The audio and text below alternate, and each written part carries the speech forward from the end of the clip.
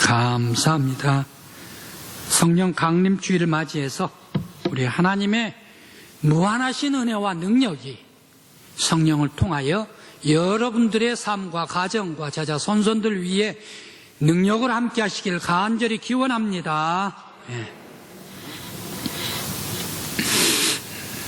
성령 강림주의를 맞이해서 저는 이런 질문을 해보았습니다. 한국교회가 안녕하십니까? 한국교회는 잘 나가고 있습니까? 한국교회는 엄청나게 잘 나가고 있습니까? 바로 이 질문을 좀 하고 싶습니다. 성령 강림주의를 맞이하여 엄청난 하나님의 음성을 우리들에게 들려주십니다. 한국교회는 과연 칭찬받을 만한 교회인가?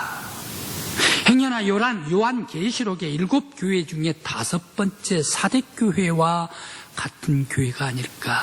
요한계시록 3장 1절 말씀에 사대교회 몇몇 충성스러운 사람이 있다. 그러나 너희들은 살았다 하나 죽은 것과 같다. 죽은 자로다. 라고 얘기를 합니다.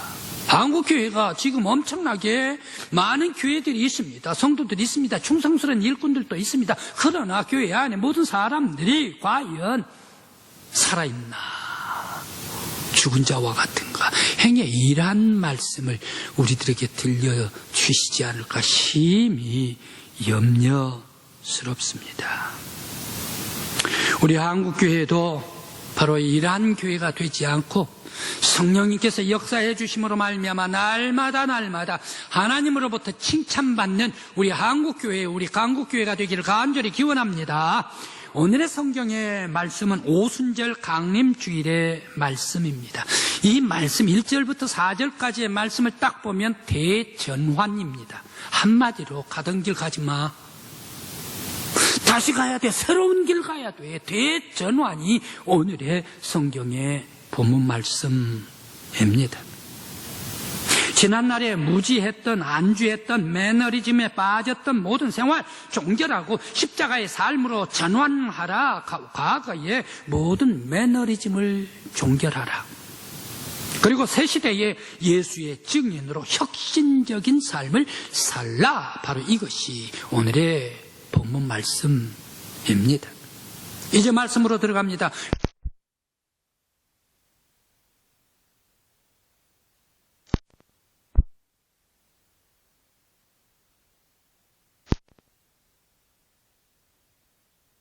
이것도 불이 혀와 같이 갈라지는 것이 온 성도들에게 임하였는가? 한꺼번에 임할 뿐만 아니라 각 사람 위에도 임하였다라고 오늘 본문에서 말씀을 주시고 있습니다. 그러면서 옛날 성경에서는 방언이라고 기록을 했는데 오늘 성경의 본문 말씀의 번역으로는 뭐라고 입니까? 다른 언어로 말하기를 시작하였다라고 말씀을 주시고 있습니다. 왜? 성령님께서 마가의 다락방 온 성도들에게 방언으로 역사하셨을까? 특별한 기적인가? 아니면 놀라운 현상인가? 아니면 하나님의 현현, 하나님의 강림인가? 왜 급하고 바람과 같이 불의 혀와 같은 능력으로 역사했을까? 질문해 봅니다. 또 성령의 역사가 왜 꼭 오순절에 임하였을까? 6월절에도 성령의 역사가 강림이, 장막절에도 성령의 역사가, 대속죄일에도 성령의 강력한 역사가 임할 수가 있는데 왜 이 오순절에 성령의 역사가 강권적으로 역사해 주셨을까? 우연일까? 아니면 필연일까? 아니면 하나님의 또 다른 계획이 있을까? 생각을 해 봅니다. 먼저 급하고 바람 그리고 불의 혀처럼 갈라짐이 마가의 다락방에 임하였다. 바로 이 말씀은 어떤 말씀입니까? 하나님의 강림입니다. 삼위일체 하나님의 현현이 마가의 다락방에 강력하게 임하였다. 그리고 모든 제자들과 성도들에게 임하였다라는 그런 말씀입니다. 하나님께서 강림하실 때, 모세에게 강림하실 때 어떤 모습으로 강림을 하십니까? 출애굽기 20장 18절 그리고 출애굽기 20장 16절 그리고 18절의 말씀, 그리고 오늘 예배 부름으로 읽었던 20장 18절 19절 말씀에서 우리들은 보고 읽었습니다. 또 그 말씀에 이렇게 나타납니다. 우레와 번개와 나팔이 온 산에 진동하고 연기 속에서 여호와 하나님께서 강림하셨다라고 말씀하십니다. 요한계시록 또 6장 18절 말씀에 하나님께서 임재 강림하십니다. 어린 양 예수 그리스도께서 임재하시는데 어떤 모습으로 임재를 하십니까? 역시 마찬가지로 번개와 음성들과 우레소리와 큰 지진이 있을 때에 강림하셨다라고 말씀을 하십니다. 어린 양 예수 그리스도께서 왜 이렇게 강림하셨는가? 사탄, 마귀, 옛뱀, 붉은 용의 세력들, 짐승의 세력들 다 이것들 무찌르고 그럼 무적경에 집어넣어버리고 영원한 불못의 사망의 불못에 던져버리고 새로운 시대를 허락하여 주시기 위하여 어린 양 예수 그리스도께서 강림하실 때에 우레와 연기와 그리고 강력한 지진 속에 임하셨다 말씀입니다. 오늘 마가의 다락방에서도 급하고 강한 바람소리와 불의 혀와 같이 갈라지는 것이 온 마가의 다락방에 진동을 했더라. 바로 이 마가의 다락방에 하나님의 역사입니다. 삼일째 하나님께서 강림해 주시고 계십니다. 그러면서 강력하게 하나님께서 역사해 주신 사건이 마가의 다락방의 사건입니다. 그러면 무엇하기 위해서 이렇게 삼일째 하나님께서 강력하게 강림하셨을까 생각을 해봅니다. 바로 그것은 지난날에 있어서 이 과거의 율법주의 전통 이 모든 것을 다 이제 끝내버리고 종결시켜버리고 예수 그리스도의 부활로 말미암아 새로운 교회를 허락하여 주시면서 교회 시대를 활짝 열어서 대전환하기 위해서 하나님께서 급한 강한 바람과 불과 연기 속에서 강림해 주십니다. 바로 이 예수 그리스도, 부활하신 예수 그리스도가 하나님의 아들이다, 부활하신 예수 그리스도가 온 세상의 구세주다, 메시아다, 우리들의 구세주이시다. 바로 이것을 제자들과 또한 모인 사람들에게 알려주기 위해서 강림해 주셨습니다. 그러면서 잠자고 있는 제자들, 그들을 일깨워 주셔서 권능을 주셔가지고 세상 사랑에 이방 사람들, 세상 사람들에게 나아가서 이 부활하신 예수 그리스도의 복음을 증거하라. 너희들 잠자지 말라 말이야. 지난 모든 일들 다 지나갔단 말이야. 이제 너희들은 새로운 그런 삶을 살고 힘차게 출발하라. 바로 이것을 위해서 성령님께서 일깨워 주셨습니다. 뿐만 아니라 율법과 성전 그리고 성전 지도자들이 못했던 것이 있습니다. 그들은 어떻습니까? 성전을 가지고 있으면서 마땅히 해야 할 것이 자비와 긍휼과 사랑을 베풀어야 되는데 이러한 성전 지도자들은 율법만 가지고 있지 사랑이 없어요, 긍휼이 없어요, 자비가 없어요, 은혜가 없어요. 그러니까 이제 너희들은 예수 그리스도의 십자가의 희생의 삶, 예수 그리스도의 사랑의 삶으로 말미암아 많은 백성들에게 긍휼을 주어라, 사랑을 주어라, 자비를 주어라, 나누고 구제하라, 새로운 삶을 십자가의 삶으로 살라. 바로 이것을 주시기 위해서 성령님께서 급히 강력하게 강림해 주셨습니다. 오늘 우리 믿음의 성도 여러분, 여러분들 위해 성령님께서 강력하게 역사해 주시길 간절히 기원합니다. 우리 교회 위에도 성령님께서 강력하게 역사해 주시길 간절히 기원합니다. 그러면 지난날의 모든 묵었던 것들, 전통들 다 무너뜨려버리고 예수 그리스도의 십자가를 지고 힘차게 달려갈 수 있는 여러분들의 영혼이요 우리 교회 되시길 간절히 기원합니다. 그러면 왜 오순절에 성령님께서 하필이면 역사를 하셨을까? 오늘 말씀도 오순절이 이미 지나매라고 말씀을 주십니다. 오순절은 한마디로 대전환기입니다. 먼저 이스라엘의 절기상,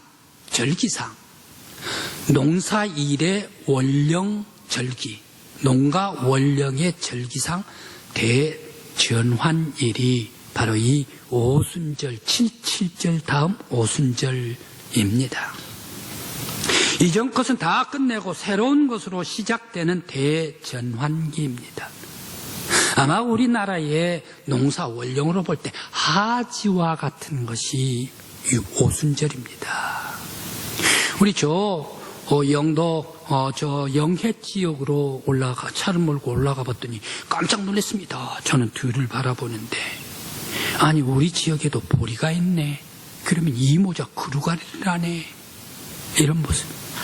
그래 저 영해에 있는 목사님에게 사진 좀 찍어가지고 보리 어떻게 돼 있나 지금 상황 좀 찍어달라 했더니 거기 보리를 찍어서 올려줬어요. 저한테 카카오톡으로. 이렇게 봤더니 벌써 노랗게 이제 한 열흘만 지나면 열흘만 지나면 아마 보리를 베야 될 때가 되었다라는 그런 모습을 저에게 찍어 올려주었습니다. 하지 이전, 하지 5일, 하지 열흘 전에는 보리를 베야 합니다. 감자도 캐야 합니다. 마늘도 뿐만 아니라 이 양파도 전부 다 캐야 합니다. 왜? 물 들어가면 장 맞으면 전부 다 썩어버려요. 보리도 다 썩어버리죠. 감자도 다 썩어버리죠. 다 썩어버리죠. 뿌리 있는 것들. 그래 하지 전에는 전부 다 캐내야 합니다.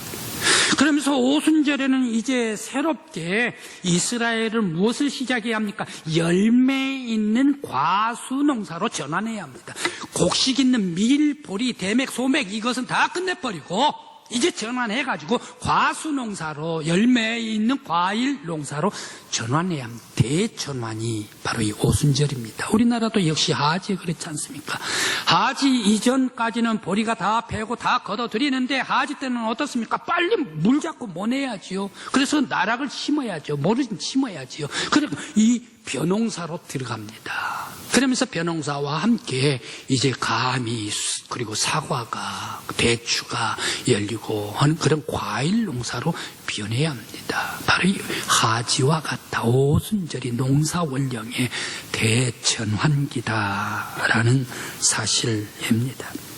바로 이 오순절은 지난 것을 단절시키고 다 끝내고 새로운 시대의 활짝 출발이 오순절입니다.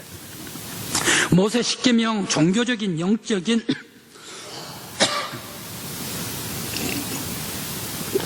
죄송합니다. 오순절 십계명 종교적 영적인 오순절은 대전환입니다. 새로운 출발입니다. 출애굽기 19장 1절 말씀에 이스라엘이 출애굽을 합니다. 그때가 아비월 첫째 달 1월 달입니다.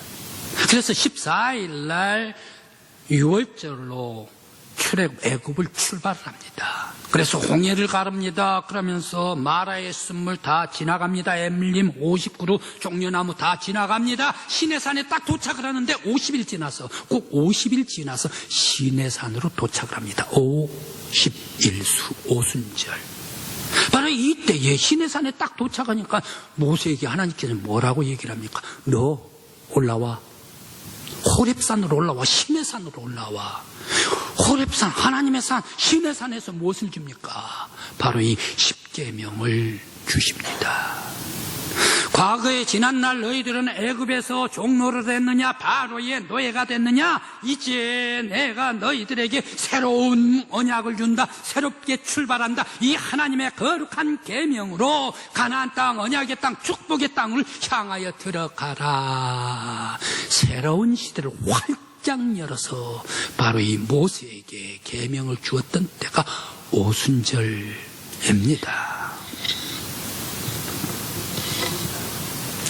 바로 이러한 오순절은 하나님께서 엄청난 변화로 하나님께서 이 모세에게 율법을 주셨습니다. 뿐만 아니라 아사의 종교개혁이 오순절과 관계가 있습니다. 아사가 이스라엘 남쪽 유대 나라의 4번째 왕입니다. 그의 할아버지 증조 할아버지 때는 어떻게 됐습니까? 솔로몬입니다. 그리고 다윗입니다. 다윗 대제국이었습니다. 솔로몬 대제국이었습니다. 주변의 모든 나라들이 다 조공을 내고 그 사람들이 전부 다 속국들이었습니다. 그런데 나라가 딱 여로보암, 르호보암에 갈리고 나니까 곁에 있는 그런 나라들이 유대 나라를 아주 쉽게 봐요. 그러면서 침략을 해요. 대군을 데리고 와가지고 정복을 하려고 해요. 참 아사 보니까 너무너무 초라하게 됐습니다. 왜 이렇게 강했던 나라가 초라한 나라가 되어버렸나? 그 이유는 하나님께서 원하시지 아니한 우상을 섬겼다, 바알을 섬겼다, 아세라를 섬겼다, 그리고 산당에다가 절을 하고 있다. 그러면서 푸른 나무에다가 이러한 우상을 섬겼기 때문이다. 아사 임금님이 종교개혁을 합니다. 그러면서 모든 주상들을 찍어버립니다. 아세라를 찍어버립니다. 제단들을 다 찍어버립니다. 산당들을 다 없애버립니다. 단절시켜버립니다. 그러면서 오직 여호와 하나님의 계명의 말씀만 받겠습니다 라고 하면서 오직 여호와 하나님을 내가 사랑하며 힘을 다해 정성을 뜻을 다하여 하나님을 사랑하겠습니다. 종교 개혁을 합니다. 그때 하나님께서 아사를 너무너무 마음에 합당하게 봅니다. 그러한 일이 있었는데 저 구수에서 병력이 침략을 해왔습니다.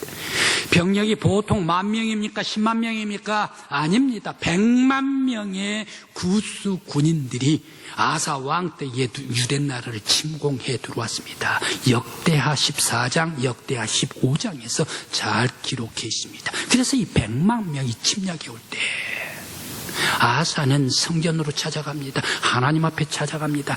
이 약한 나라가 강한 나라를 이길 수가 있는 것은 오직 하나님께 의지하는 것뿐입니다. 하나님이시 우리 약한 것을 돌봐주시고 지켜주시고 승리하게 하여 주시옵소서 기도를 드립니다. 그때 하나님께서 이 구수의 100만 명 300승의 그러한 철기이란 모든 병거들 다 물리쳐버립니다. 그 군인들이 가지고 있던 모든 전리품 다 빼뜨려가지고 그 뺏은 전리품으로 하나님 앞에 제사를 드립니다. 바로 그때가 아사 왕 15년 셋째 달이다라는 말씀입니다. 셋째 달, 곧 오순절이 있는 달이다라는 말씀입니다. 하나님께서 이 오순절에 새로운 힘을 주시고 하나님께서 능력을 주심으로 말미암아 놀라운 은혜를 베풀어 주신 것이 오순절의 역사인 줄 믿습니다. 우리 성도 여러분, 여러분들께서도 우리 하나님께서 힘 주시고 능력 주심으로 말미암아 은혜와 사랑 속에 살아가는 여러분들 되시길 간절히 기원합니다. 또한 노아의 무지개 언약입니다. 바로 이것도 어느 때입니까? 600년 1월에 비가 쏟아지기 시작합니다. 40일 동안 비가 쏟아집니다. 150일 동안 창일합니다. 그러면서 물이 빠지는데 계속 물이 빠지는데 똑같이 몇 달이 걸립니다. 그래 그 다음에 601년 2월 27일 날 이제 방주를 열고 무지개 언약을 주십니다. 무지개 언약을 주시면서 너희들은 이제 방주에서 내려와서 새 땅, 새 하늘과 새 땅에서 새롭게 살라라고 말씀을 하시면서 무지개 언약을 주시면서 거기에 약속을 하십니다. 이제는 내가 다시는 물로 심판하지 아니하리라 라고 새 언약을 그들에게 주었습니다. 2월 27일 지나가면 땅을 밟고 사는데 오순절이란 얘기, 셋째 달 오순절에 하나님께서 놀라운 새 언약으로 새 시대에 힘차게 달려가라 라고 말씀해 주셨습니다. 그러면 신약 마가의 다락방의 오순절은 무슨 새로운 언약을 가지고 출발하게 했습니까?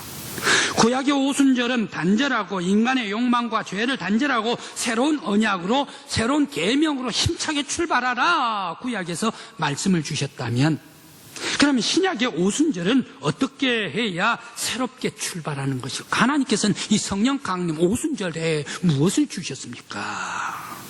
바로 신약도 새롭게 출발하게 하셨습니다. 특히 신약은 오순절에 하나님께서 강림하셔서 예수의 십자가와 부활로 새로운 언약을 주시고 십자가로 살아가라, 부활의 능력으로 살아가라 라고 우리들에게 새로운 삶과 언약을 주신 줄 믿습니다. 그래야 예수님의 십자가, 예수님의 부활의 능력으로 우리들은 살아야 할 줄 믿습니다. 오늘 성도 여러분, 여러분들의 지칩니까? 힘들 때가 있습니까? 좌절할 때가 있습니까? 낙심할 때가 있습니까? 그리고 힘이 버거울 때가 있습니까? 절벽이 있습니까? 예수의 십자가로 나아가는 여러분들 되시길 바랍니다. 부활의 능력으로 나아가는 여러분들 되시길 간절히 기원합니다. 그때 하나님께서 이기게 해주시길 간절히 기원합니다.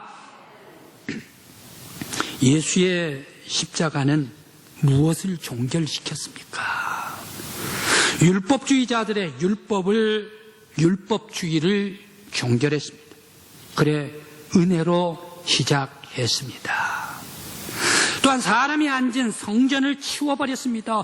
성전에 하나님께서 계셔야 되는데 성전 지도자들이 그냥 앉아가지고 꼭지 앉아있다는 얘기. 그래서 성전을 치워버린 것 아닙니까?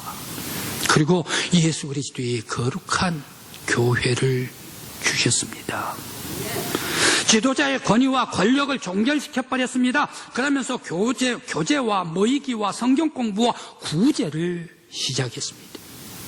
그리고 구약의 예언 시대를 종결을 했습니다. 성령 시대를 열었습니다. 민족주의 좁은 전통을 종결했습니다. 세계로 향한 복음의 시대를 열었습니다. 예언자의 예언 시대가 닫혔습니다. 부활의 예수 그리스도의 능력 시대가 열렸습니다. 투쟁과 싸움과 미움과 시기를 종결시켰습니다. 사랑과 용서와 희생과 봉사를 활짝 열었습니다. 전통과 이기주의의 삶을 종결시켰습니다. 예수의 십자가의 사랑의 삶을 활짝 열어주시면서 너희들은 살 때, 이 세상에서 살 때 십자가로 살아라. 너희들은 이 땅 위에 살 때 예수의 은혜로 살라. 성령의 능력으로 살라. 우리들에게 지워주시고 우리들에게 새로운 언약을 주신 줄 믿습니다.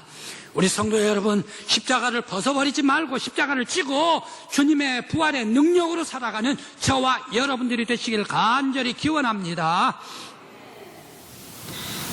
예루살렘 성전 지도자들, 율법주의자들에게 예수 그리스도의 부활과 생명을 먼저 증거를 했습니다.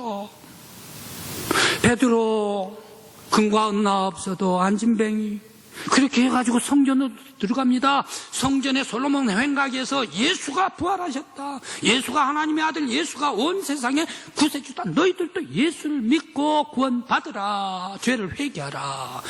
솔로몬 성전에서 제일 먼저 외쳤지 않습니까? 그런데 바로 이 성전 지도자들은 어떻게 했습니까? 베드로를 박해를 합니다. 스데반을 돌로 쳐 죽입니다. 그러면서 예수의 이름 제발 그 이름 들먹거리지 말란 말이야 라고 하면서 부활의 예수를 거부해버리고 말았지 않습니까? 그들에게 온 것은 무엇입니까? 심판이 왔습니다. AD 71년에 로마의 티투스 장군이 예루살렘 성전으로 치고 들어왔습니다. 점령을 했습니다. 성전을 무너뜨립니다. 성전을 무너뜨리는데 어떻게 합니까? 그 성전의 모든 브로크로 됐습니까? 아니면 벽돌로 되어 있습니까? 아닙니다. 예루살렘 성전, 이 강단과 같이 큰 돌로 성전을 지었습니다. 이런 성전을 이제 멀리 가져다가 버리는데 기드론 골짜기까지 가가지고 버려버리지 않습니까? 기드론 골짜기가 예루살렘 성전에서 500m 정도 멀리 떨어져 있습니다. 그때 기중기가 있었습니까? 뭐 리어카가 있었겠습니까? 그런데 멀리 보내버리고 말았지 않습니까?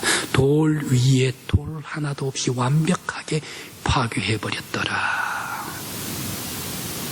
바로 예수 그리스도, 부활의 예수 그리스도 새 시대의 십자가에 인해 하나님의 능력, 바로 이러한 생명을 받아들이지 아니하고 거부해버릴 때에 심판해버리고 말더라. 오늘 우리 성도 여러분, 예수의 십자가를 지고서 부활의 능력을 믿으면서 할렐루야 찬양하면서 힘차게 새 시대로 달려나가는 능력 있는 성도 여러분들이 되시기를 간절히 기원합니다. 바로 우리들은 오순절에 성령 충만함을 보면서 버릴 것과 취할 것이 무엇인가? 먼저 내가 버릴 것이 무엇인가? 권위와 전통, 미움, 원망 이란 것들을 성령의 불로 지져버려야 합니다.